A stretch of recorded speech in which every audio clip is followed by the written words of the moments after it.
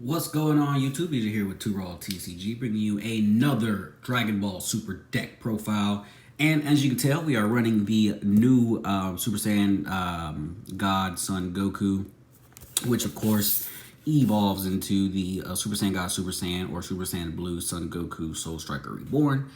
This was a promo given for the Set 10 release. I was actually lucky enough to get like 3 of these. I think 2 with the silver foiling and then 1 with the gold foiling, which I ended up trading. And then, of course, we have the main deck here, which is going to be AOD. So we'll go ahead and set this off to the side real quick because we want to go ahead and talk about the leader first. So, first off, artwork. Awesome. I wish both sides could be foiled, to be honest with you, but unfortunately, just is not the way it goes. So this is, the leader is blue. It is a blue leader. It says, when this card attacks, choose one. You can either draw 1 card or you can switch up to one of your mono blue energies to active mode. When your life is at 4 or less, or you have a blue unison with a specified cost of 3, you can flip this card over and also draw 2 cards. Now, that's very important for your unison cost being 3, because I run 2 different unisons in this deck, one being a 2 cost and one being a, of course, the 3 cost, which I run 4 of. And I'll actually show those first before we go into the full deck. But of course, when this does flip over, it becomes Super Saiyan God, Super Saiyan Son Goku, Soul Striker Reborn. As I said, it's just very beautiful awakening side. So when this card attacks, you draw 1 card and then you switch up to 2 of your mono blue cards up. Switch up to 2 of your mono blue energy to active mode. So technically it's the same thing on this side, except you're not choosing, and instead of choosing 1 blue, you can choose up to 2. And then at the end of your turn, choose up to 1 of your blue unison cards and switch it to active mode. So in my opinion, pretty decent leader. It's not the greatest, but it it's not bad. All right, so for the unisons, we have 4 of the Goku Black, which that came out as a promo for the decks that came out back in May, I believe. And then, of course, it was re-released in a different, with technically the same art, just that new series coming soon and stuff was gone. And it also came in silver foiling and gold stamp foiling as well. And then we run 3 of the 2-drop Unison Janemba, which came in the anniversary set. These are non-foil. I have 2 foil ones, but I'm just not using them because I kind of like this deck is pretty much a lot of non-foil. So let's go over to Janemba first. So Janemba, Wicked Agent of Destruction. It is a 2-drop. Of course, you could pay more if you want to add more markers to it. 15,000 power. Its +0 is activate main. You can send you and your opponent draw 1, and then your opponent places the top card of their deck into their drop area. So you're both plussing on a draw, but your opponent is also losing their next card.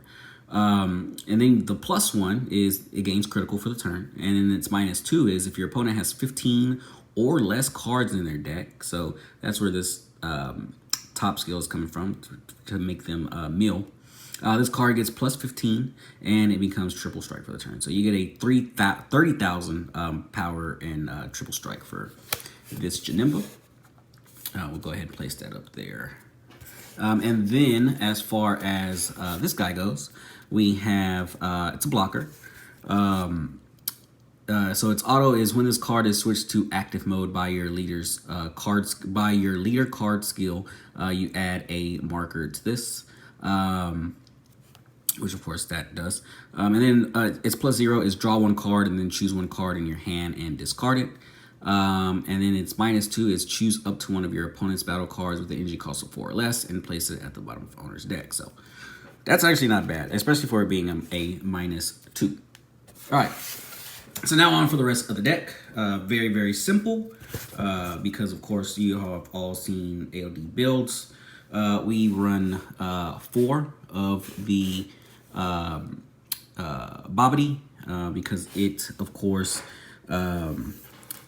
can reduce the cost of all agents of destruction by 1 in your hand. So a lot are like 2 drops, and I think the highest is like 3 drops. So it all becomes 2 drop or less. This one, of course, becomes a free play, which is Agents of Destruction Strike Back, because not only does this reduce the cost, but it also treats them as no specified cost. So that specified yellow cost goes away, becomes a free cost, and then of course you can go ahead and play the Agents of Destruction Strike Back. We have 4 Turles, which is of course blue. We run 4 Garlic Jr., which, I mean, this was Garlic. This is technically Garlic's debut into the game. Now he's becoming like his own deck. So, you know, that's cool for Garlic. I actually wanted to run the new Garlic deck, but I'm so focused on blue now. Like, it's just so hard to even do that. We've got 4 of the new Broly, and then 4 of the new Hatchiyak. So that is going to consist of the newer AODs. Well, not all of them, because we do run the 2 Lord Slug super combo, but I'll go ahead and show you guys that in a bit. So these are all the new AOD cards that we play. I believe the one that we don't play is the newer Android 13, if I'm not mistaken. I don't know if I played that one. Yeah, so we don't play the new Android 13, and that's just because we play 2 of the older Android 13. Bam! Right there. And that just says it's a critical.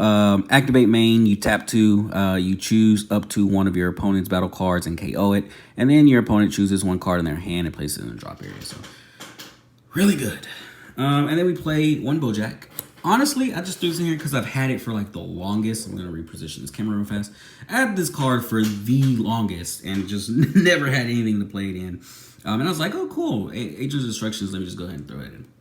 So, it's actually like the 51st card in this deck, because this deck runs 51 cards. If I take this out, like, it's just at 50, and it's perfectly fine.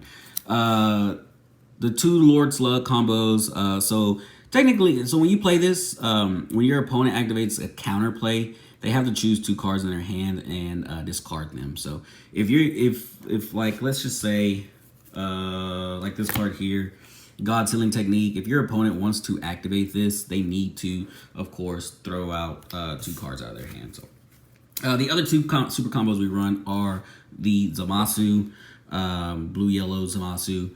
So that just basically says if your leader card is blue or yellow, which of course ours is blue, when you combo with this card from your hand, choose up to 1 of your opponent's leader cards or battle cards and switch it to rest mode. So, and then we play 2 At All Costs Vegeta. When you play this card, draw 1 card and choose up to 1 of your opponent, or I'm sorry, choose up to 1 of your energy and switch it to active mode. So always good. You draw a card, switch a card to active. Once per turn, choose 2 cards in your life, add them to your hand. Then this card gains plus 3,000 power for the duration of the turn for each energy you have. Then, if you have 5 or more energy, choose up to 1 of your opponent's battle cards and KO it, and this card gains triple strike for the duration. So, kind of want to use that towards your finish. We play 2 God Sealing Technique Trunkses. It's just a staple in blue now. I mean, you can basically play this if you have a unison in play with 2 or more counters, or markers as they call them. And then, of course, what it says is counterplay. You can't activate the counterplay skills of other cards for the turn. You may discard this card from your hand. If you do, the battle card being played is returned to your opponent's hand to stand. Instead, if you don't, play this card. So, and then, of course, simple for blue, Sensu Beans and 3 Dimension Magic. I could easily take out that Bojack and just add another Dimension Magic, but like I said, I'm perfectly fine with the ratios of what I put in here. And then we just play 2 black cards. We play 1 Max Power Kamehameha. This is a counter attack, also from the anniversary set. Negate the attack. You may send 4 cards from your drop area to warp. If you do, you can return this card to your hand. Activate main. Choose 1 of your opponent's battle cards with an energy cost greater than their current energy and send it to your owner's warp. So, not bad. I wish I had that actually in foil. And then, of course, the one card that I do have foil, but just like I said, wanted to keep, like I said, a lot of this is just non-foil for this deck. So kind of want to just keep it the same. But Mirror the Creator Absorb. So Overwhelm 4, you tap 1. As long as you have 4 in your drop, you can Overwhelm. And then, of course, it says, when this card is, when you play this card using Union, which I'm not, your opponent chooses 3 cards from their hand and sends them to Warp, and then this gains Double Strike. And then, of course, when this card attacks, this card gains plus 5,000 for each card in your Warp for the duration of the turn. So, also another good finisher. So, that is the deck, everyone. I actually kind of want to bring you guys some gameplay of it soon, like real life gameplay. I really hate Untap. I hate just... Untap is just so... I don't know. I don't know what it is. It's just so boring to me. Like, you just got to click buttons here and there. And it's just, like, in real life, I'm just like, you know, I'm turning the shit, you know. But, so hopefully I can get together with some friends or something and we can find a way to bring you guys some gameplay. Some live duels. God damn it. Live Dragon Ball battle duels or whatever you guys call them. Just some live playing with Dragon Ball. So anyways, I hope you all enjoyed, because the next deck profile will be Yu-Gi-Oh! I'm out. Peace.